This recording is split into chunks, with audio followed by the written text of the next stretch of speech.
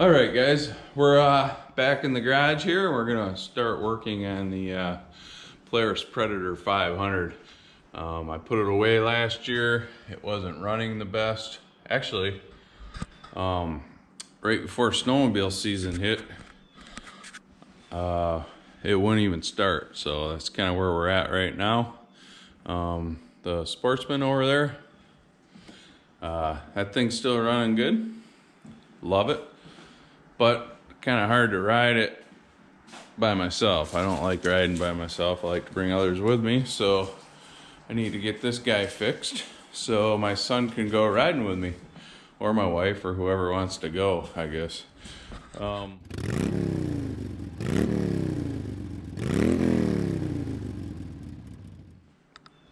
a ride we were on, I think Labor Day weekend, I noticed the fan it overheated. I had coolant spitting out of the bottle over here, and I couldn't figure out why it kept getting hot. As you can see, we're probably low. Yeah, I need to add a little coolant. The fan wasn't turning on, so after doing a little research, I think my problem might be the fusible link. But if not, you know, we can replace the sensor or the fan, or should be pretty easy to test that. And then the other problem with it not starting, it ran good before, so on that I'm guessing a spark. I gotta check the plug. Simple things first, but I have a feeling it's time for a valve adjustment on this guy. So I've never adjusted the valve since I've had it, and it seems to be a common thing. So I guess we'll start tearing plastics off and go from there.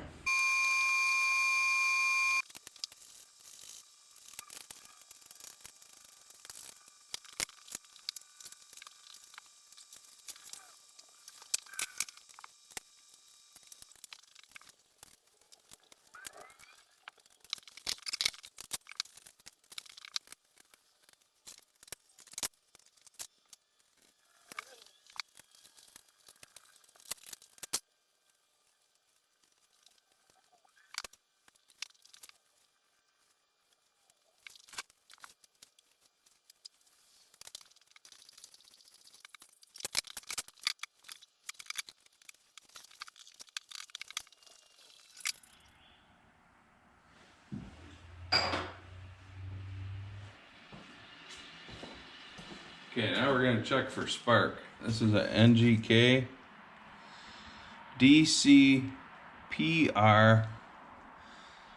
7E.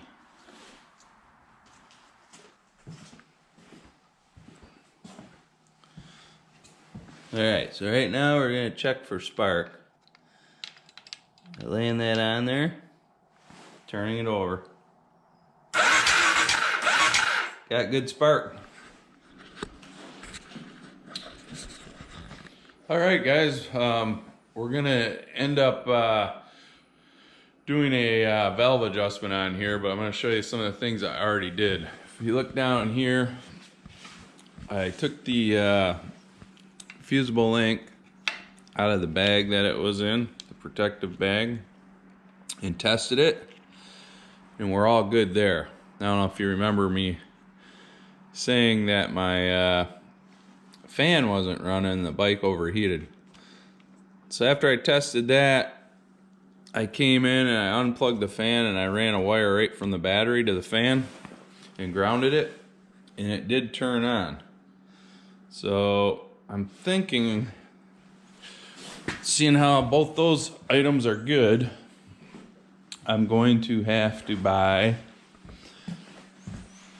a new temp sensor here, which actually looks even a little bad, maybe. Yeah, the wires broke right out of it. Well, there's my problem why the fan won't turn on. So that should be an easy fix. So then all I gotta do is get it running. And what I'm thinking is we'll remove these 4 8mm bolts, take the head off, measure the valve clearance, and go from there. I think I might have to remove the exhaust. I'm not sure. All right, guys, next important part is to remove, there's two caps that look like this. Small one on top and a little one. Small one on top, little one. And it's down on the left side of the bike as you're sitting on it. And then what you do is there's a nut down in there. And you turn the nut until it's 19 millimeter. I don't know if you can see it, but there's a little T in there. The T lines up with the notch. And that tells you when you're on top dead center. So I just got her on top dead center. Now I'll begin to pull the heads apart.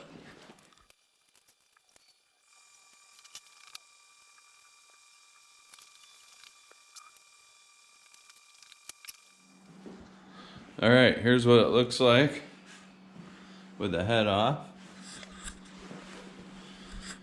These are your cams where you take your measurements. So you go between the cam and the cup or bucket, what you call it. So according to spec, intake side should be 6 and the exhaust should be around 10. And what I'm finding here is that my exhaust is around 4. But I'll show you how you measure it. So you just take your feeler gauge and you go in between the bucket and the cam lobe on each side. That one won't even go in. So you want to go in to the point where you can feel a little tension, but you don't want to force it. So you just want to feel it drag a little bit, and that's when you know where they're set at currently. So if you don't feel anything, it's obviously too loose of a shim. You got to try a couple sizes bigger. If it won't go in at all, it's obviously too tight. You need to go to a smaller shim and then record that number. So I just wrote it down over here. I got my intake. I wrote down 0.0005, so it's 0.5 of a thousandths. I didn't even have a shim that small, so I kind of had to guess on that. It's between 0 and 1 would be my guess. And on the exhaust, I'm at 6 thousandths, and I need to be 10. So what I'll do is make the adjustments with this complete valve shim kit by Hot Cams. If I flip it over, you'll see a bunch of sizes on the back. And those are probably millimeters. And I'm measuring in thousandths, so I'll have to convert that over or just measure them with my caliper. But should be able to get it pretty close, so that's what we'll do.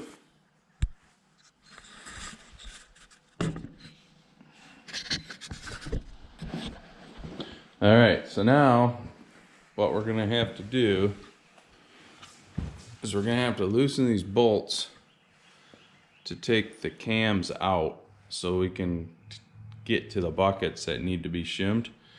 But we gotta note where our timing is. So if you look real close, there's a little, it's hard for me to point out, but there's a little dimple in the sprocket here and here. So 9 o'clock and 12 o'clock, if you can see that. And then on this one, it's the same way, but one tooth to the right. So keep that in mind. It's hard to see because of my bar here. And that's how they have to go back in.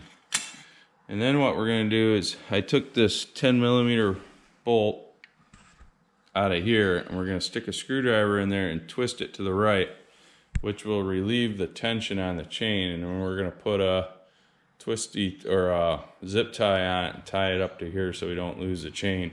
when we pull these out. So let's go ahead and try that, see what happens. Okay, I didn't show you the process I went through, but I did end up adjusting the valves, measuring them. I think I showed you the measuring, and then I removed some shims. But what I found was on this intake side here, these two cams, I had to take all the shim out of this cam here in order, and I still could not fit a shim underneath. So it tells me we got a valve issue. So now what I'm going to do is I'm going to take the cams back out and prepare to tear down the head. So I'll get started.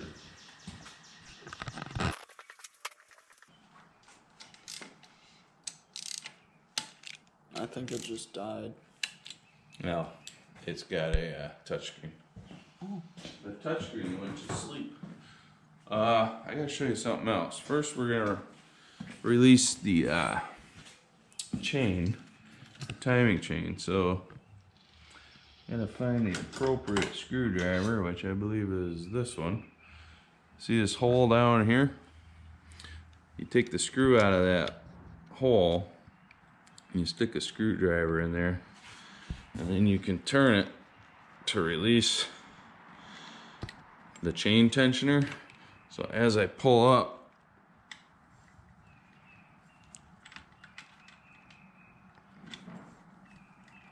got some tension off. Yeah, I'm probably gonna have to loosen those. I'm gotta get the cam ready to come out, and then I can pull it out.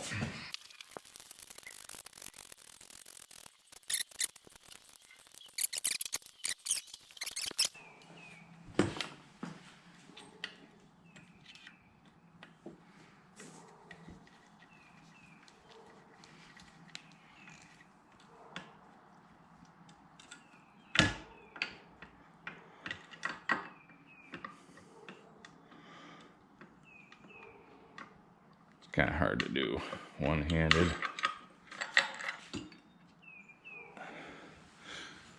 Hold it.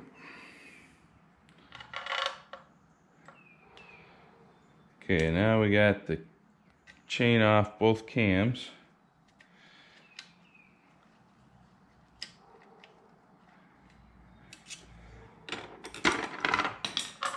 I don't want this to fall into the motor, so I'm gonna have my cameraman hold it a minute.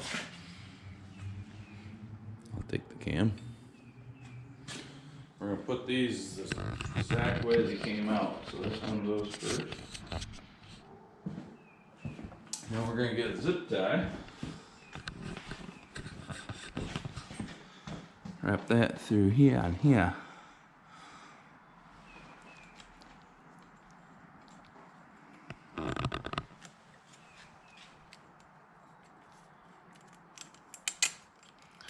Now that can't fall out.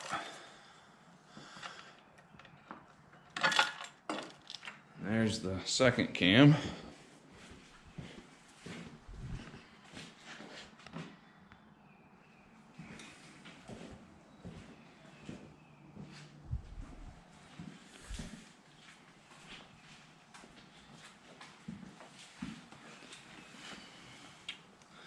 So now we gotta remove the rest of the head. Before we take the head off, we're going to pull the buckets and shims. So just use a magnet like this. You have it right in the center of the bucket. There's the bucket and shim. So this is the intake side.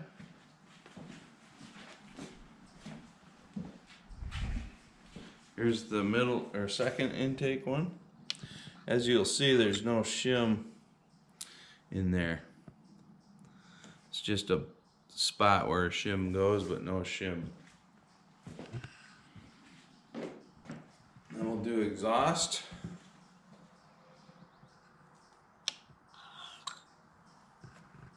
There's a shim in there.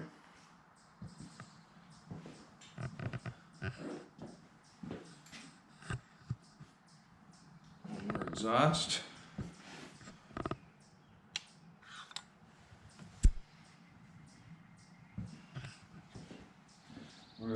them just like they came out. Alright, next we're going to remove these bolts down here. We got 1, 2, 3, and 4.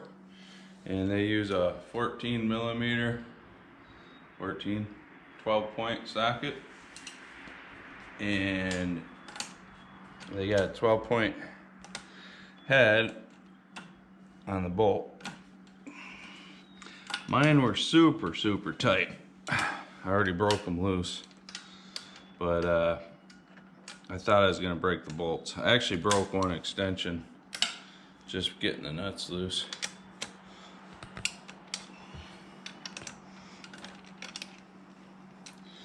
So now I think we can pull those out.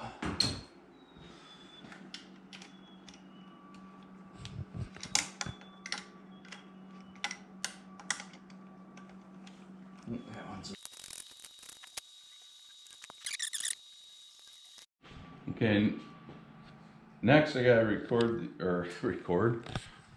remove these two 8 millimeter bolts. So I got an 8 millimeter socket and a long extension.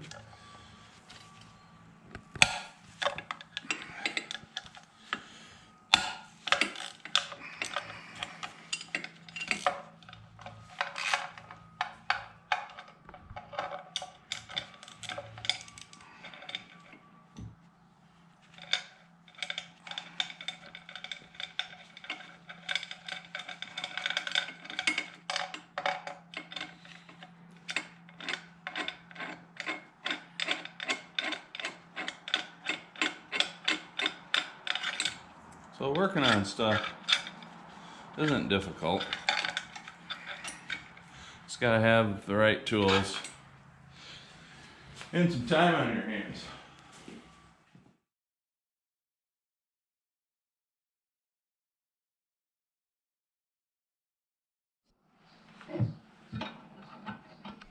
So we're going to compress the spring with our spring compressor tool.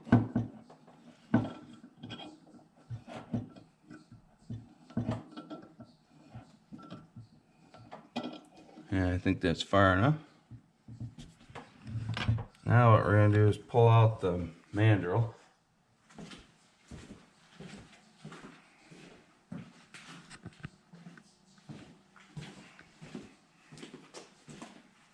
See if you can see down there. Let me get a light. It might be easier.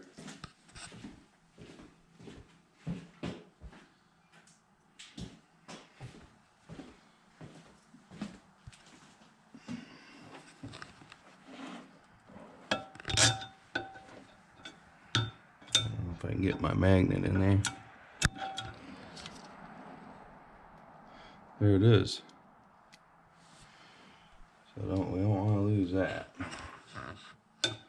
See if there's anything else that needs to come out. I don't see anything. Now we should be able to loosen this.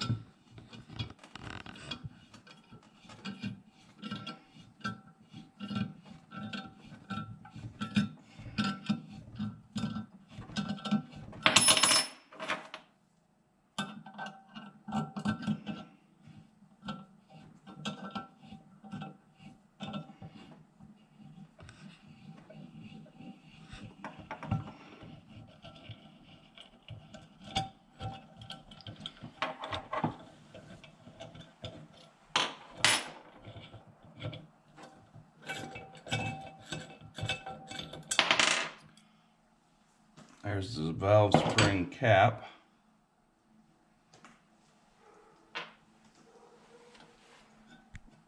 There's the valve spring and the inner spring.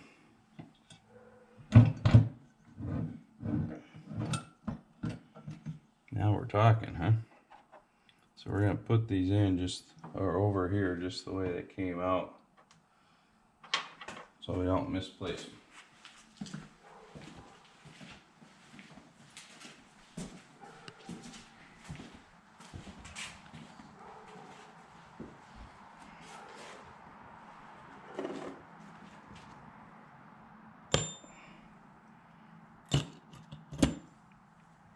And this mandrel goes with those two.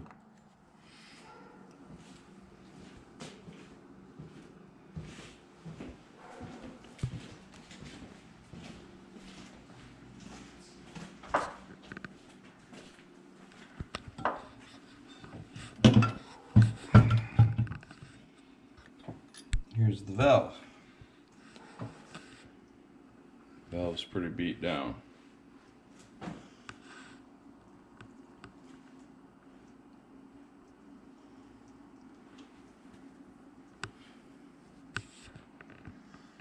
See that lip on there? It's really sharp. The other thing I want to do is I want to check the seal in the seat.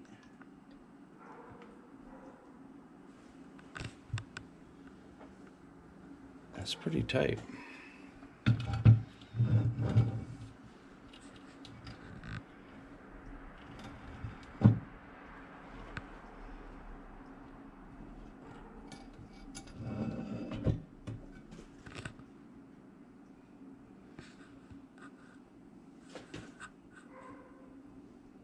Alright, so that valve goes with this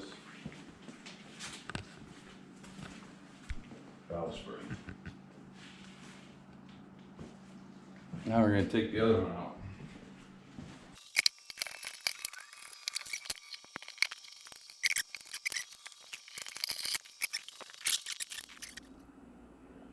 If you can see, there's a raised ridge right at the very edge of it, which is razor sharp, and that's why I couldn't get enough shim removed to get this valve adjusted right. So we're going to put a couple valves in it on the intake side, and possibly a couple seals, and we will put it back together. Okay, back to the Predator project.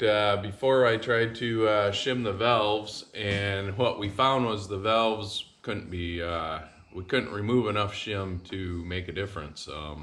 The cams were touching the buckets, at least on the intake side. So I have this whole motor torn apart here. I did get some, I did pull the old valves out, and as you can see, there's a pretty razor sharp edge on the cams, or the valves, meaning they're wore out, and that's what caused us to not be able to remove enough shim. They pretty much squished right out and made them sit too close, the buckets too close to the cams. So today, already did one of these, but I've got new valves, and I lapped the one that was the worst. I started with that side because I wasn't sure if I needed to do any machining or not to the head. But as you can see, I got this one done. There's a nice, well, you can tell where the gray color is different from the valve almost all the way to the top, and same with the seat. So it seems to be in good enough shape to just put new valves in and lap them in and reset, and we should be able to shim up the cam buckets. As you can see, there's the buckets, the springs, the cams. Once I get all this assembled, I got 3 more I got to lap in, another intake and 2 exhaust, and then I'll kind of show you that process, and then the reassembly process. So here we go.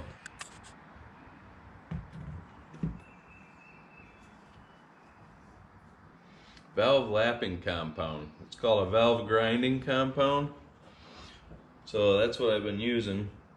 And you just put a little bit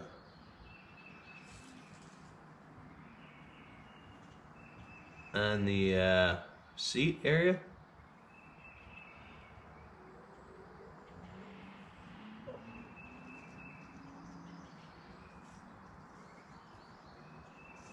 A little bit on the valve itself.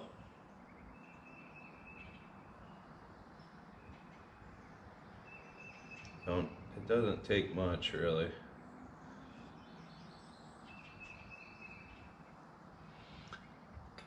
Then you drop her in.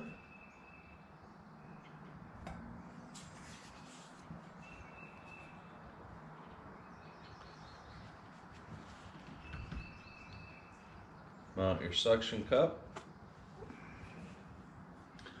I've been struggling with this size of this cup. This doesn't seem right, so. Then you spin it. Move it back and forth between your hands.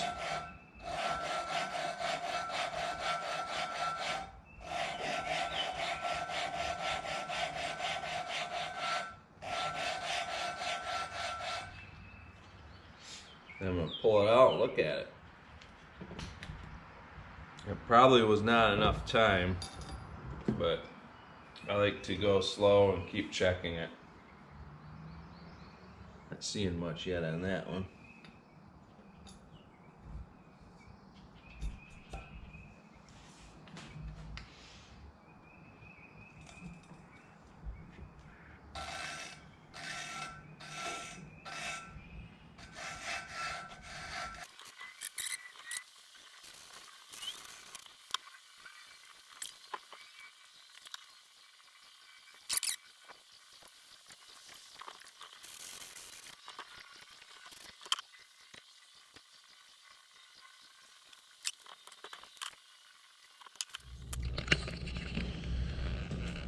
All right, I got the head installed. I'm gonna check the clearances.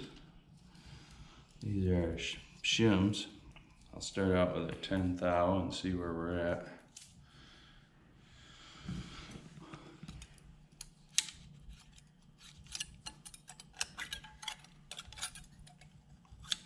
Okay, 10 goes under. What we're looking for is 6 thousandths on the intake. Here's a 6.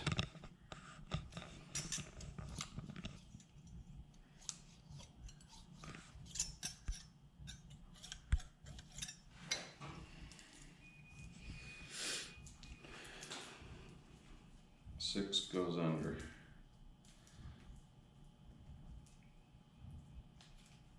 Question is, does a 7?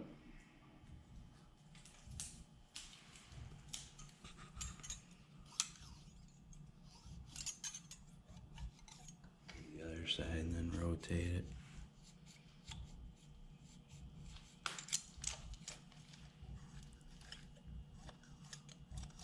Seventh out. Might be close enough. So that's the intake. And the exhaust, we want to be 10 thousandths. Let's try a 10.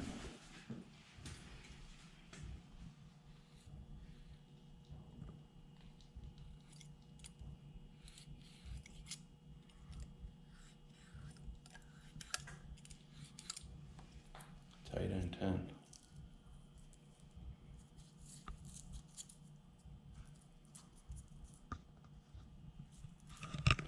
Let's try an 8.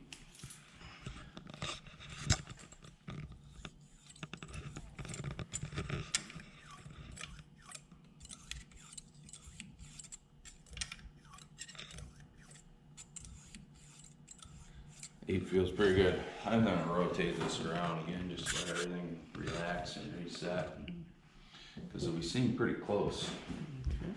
Would that be something if we didn't have to take it back apart? Oh yeah. I don't know how I would have got that close first try. I think we might be a little tight on the exhaust side.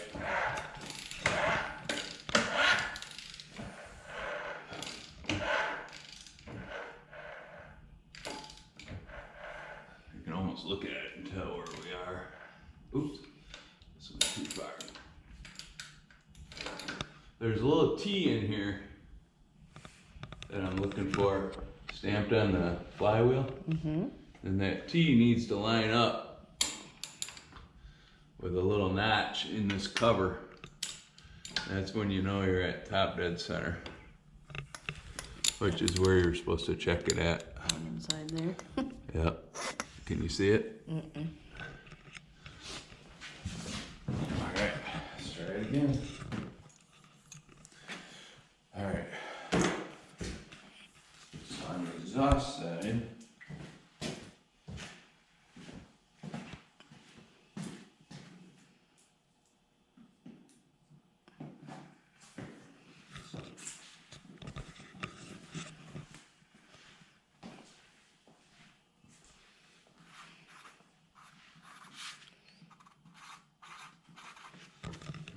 10. And then you got 4 thousandths change I gotta make there. Got your numbers written down. So on this one, we'll remeasure the intake.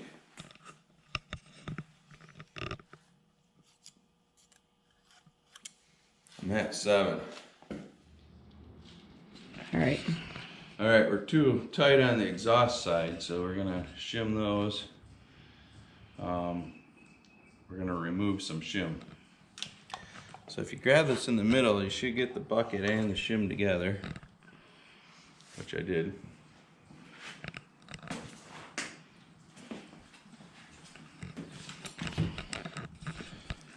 See in there, your hands are in the way. Okay. So what I like to do is measure the shim just to make sure. I'm at, what size is this? It should be a 135.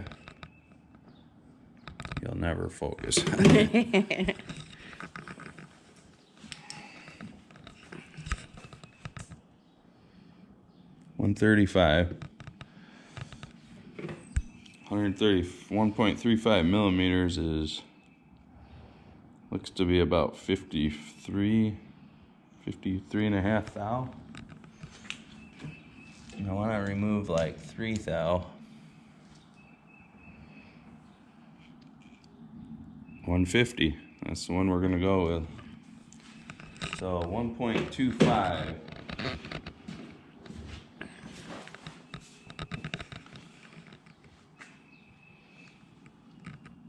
Wipe that down. Drop the shim on there.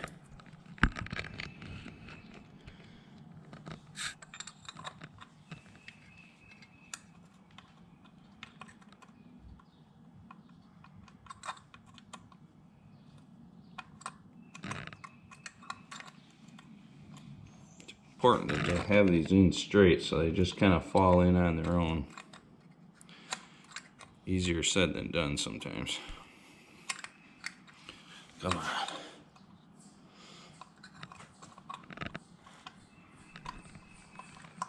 There we go. Now we gotta do the other one.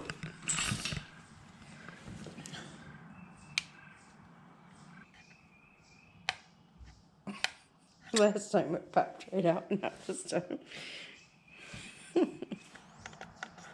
There we go. Alright, I just gotta put it back together. That edge. Say that again, because it You wasn't see a on. dot right there? Mm-hmm. And one up there. That's top dead center. Then this one should be 1 tooth that way. Is that what you see? I think so. You can tell, you do, because this dot will be even with the edge, and that one should be 1 up from the edge. Yeah. That's what you see? Yep. Now we put the cap on.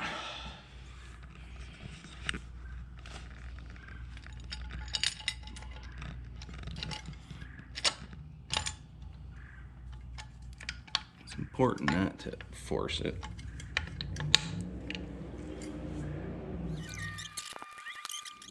Start right at 8. Okay, 6 foot-pounds.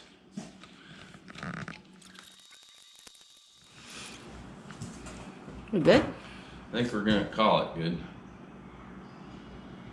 I feel pretty good about it.